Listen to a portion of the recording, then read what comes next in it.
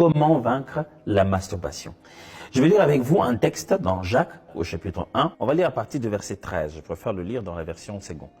Que personne, lorsqu'il est tenté, ne dise que c'est Dieu qui me tente. Car Dieu ne peut être tenté par le mal et il ne tente lui-même personne. Mais chacun est tenté quand il est attiré et amorcé par sa propre convoitise. Puis, la convoitise, lorsqu'elle a conçu, enfante le péché et le péché, étant consommé, produit la mort. On devrait être capable de définir d'abord c'est quoi la masturbation. Parce qu'après là dehors, il y a plusieurs genres de théories. Pourquoi les chrétiens considèrent cela comme un acte répréhensif? Parce que toute autre façon que tu peux mettre sur pied, qui a pour but d'essayer de te plaire sexuellement, en utilisant une autre forme d'image mentale, est un péché. Pour quelle raison? Parce que Jésus-Christ pousse justement ce débat-là du péché sexuel à un niveau élevé. Il dit, vous avez appris qu'il a été dit, tu ne commettras pas d'adultère. Mais moi, je vous dis, celui qui regarde sa sœur et a des pensées impures avec elle, a déjà commis l'adultère dans sa tête. Tu vois? C'est ce qui se passe. C'est-à-dire que la chose arrive au niveau du péché, de la pensée seulement. Jacques est en train de le dire ici, que tout commence par la convoitise. On convoite, on désire, les désirs charnels montent dedans de nous. En réalité, qu'est-ce que c'est que la masturbation? C'est le fait que quelqu'un ne sait plus se maîtriser avec les idées et les pensées qui sont en train de tourmenter sa tête. C'est le fait que quelqu'un n'arrive plus à se maîtriser avec les images dont il a bombardé sa pensée. Alors en réalité, tout commence par une pensée. Ce n'est pas encore un acte, la masturbation, c'est une pensée. La masturbation est une des façons dont la convoitise sexuelle s'exprime.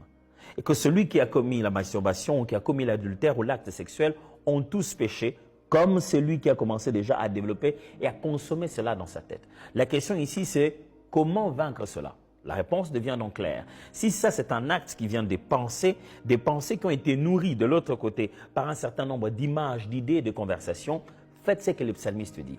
Heureux l'homme qui ne marche pas selon les conseils des méchants, qui ne s'assied pas en compagnie des moqueurs, qui ne s'arrête pas sur la voie des pécheurs, mais qui médite la parole de Dieu, lui, jour et nuit. Il est comme un arbre planté près d'un courant d'eau, qui donne son fruit en sa saison et dont le feuillage ne se flétrit point.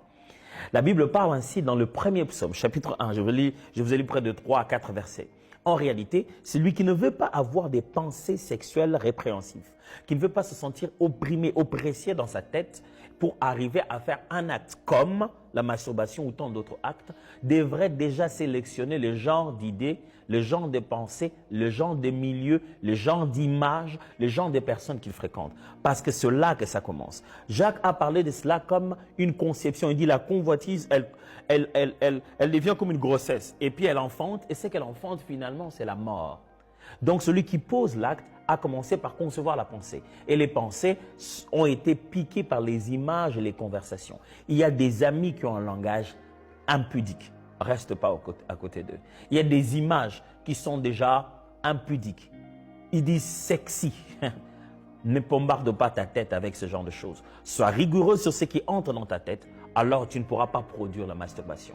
Parce que la Bible dit dans le livre de Galates, justement, qu'on produit que selon, l'arbre ne produit que selon son fruit. Ce qui aura sémé, c'est ce que l'on maçonnera. Celui qui sème pour la chair, maçonnera pour la chair la corruption.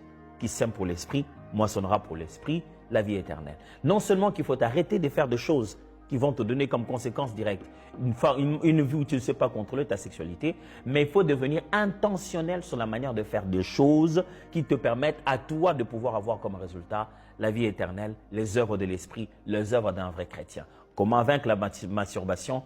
Devenez sélectif, rigoureux sur le genre de pensée, d'idées, d'images, d'amis, de conversations. C'est ça ce qui peut nous tuer. Merci, pasteur Toti. Ça, c'est ma contribution.